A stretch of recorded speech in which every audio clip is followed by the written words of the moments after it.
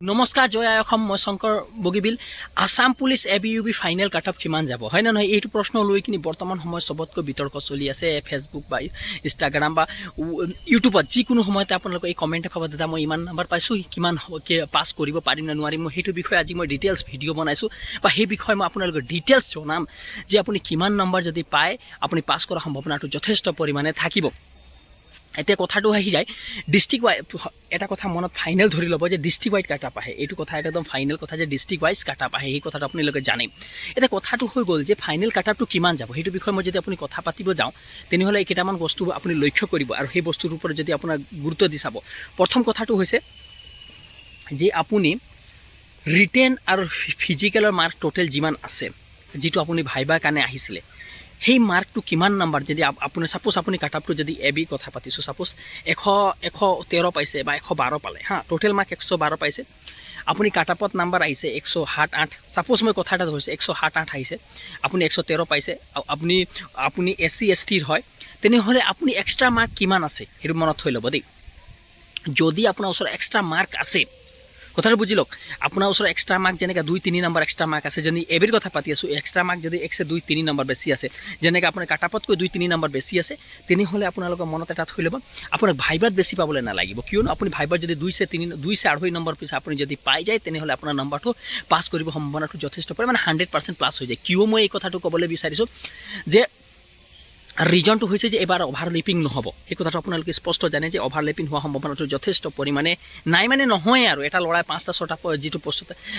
পাইছে মানে দিছিলে কিন্তু একটা পোষ্টহে চাকৰি সেইজনে পাব বাকী পোষ্টবিলাকৰ মানে থৈ দিয়া হ'ব যিটো আপোনালোকে সেইটো পোৱা সম্ভাৱনা যথেষ্ট পৰিমাণে থাকি যাব। এতিয়া কথাটো হৈ গ'ল যে যিবিলাক ল'ৰাৰ আকৌ কাটাপৰ একদম কাটাপৰ ভিতৰতে সোমাইছে যেনেকৈ সি 112 কাটাপ আছে সি 112 নম্বৰহে পাইছে তেনেহ'লে সেই ল'ৰাবিলাকৰ কাৰণে কি হ'ব। এতিয়া মই আপোনালোকৰ কথা এটা তেওঁলোককো মই এটা কথা কৈ দিছোঁ তেওঁলোকৰ কাৰণে এটা ভাল খবৰ আছে এইটো যে তেওঁলোক অভাৰলেপিং নোহোৱা এটা কথা প্ৰশ্ন আৰু 2 নম্বৰ কথাতে 2-3 আপোনাৰ অলপ নাম্বাৰটো বেছি পাব লাগিব ভাইবাত এটা কথা মনত থৈ ল'ব যে ভাইবাত যেনেকৈ এওঁলোকে 2 নম্বৰ পালেও এওঁলোকে পাছ হোৱা সম্ভাৱনাটো যথেষ্ট পৰিমাণ থাকিব কিন্তু আপোনালোক 3 নম্বৰ মান মিনিমাম পাব লাগিব 3-3.5 এনেকৈ যদি পাই যায় আৰু টোটেল মাৰ্কটো যিটো আছে তাতকৈ সিমান যদি টোটেল প্লাছ কৰি দিয়ে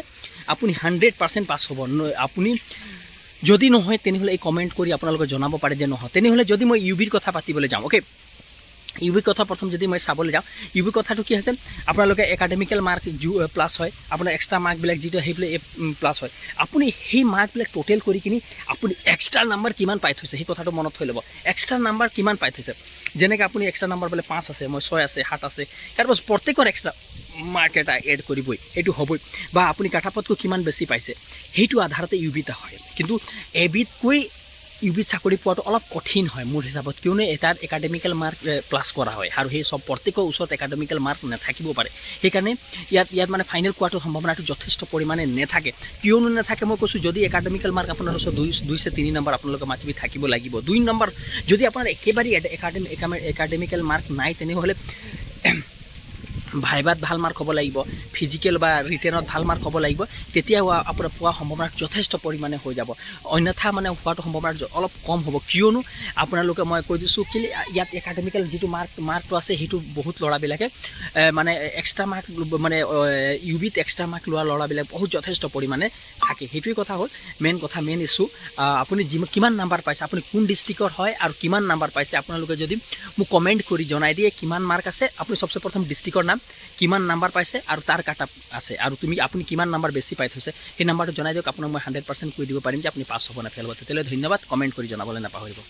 যি ভিডিঅ'টো ভাল লাগিলে অন্য গ্ৰুপত শ্বেয়াৰ কৰা আৰু চেনেলটো ছাবস্ক্ৰাইব কৰিব নাপাহৰিব।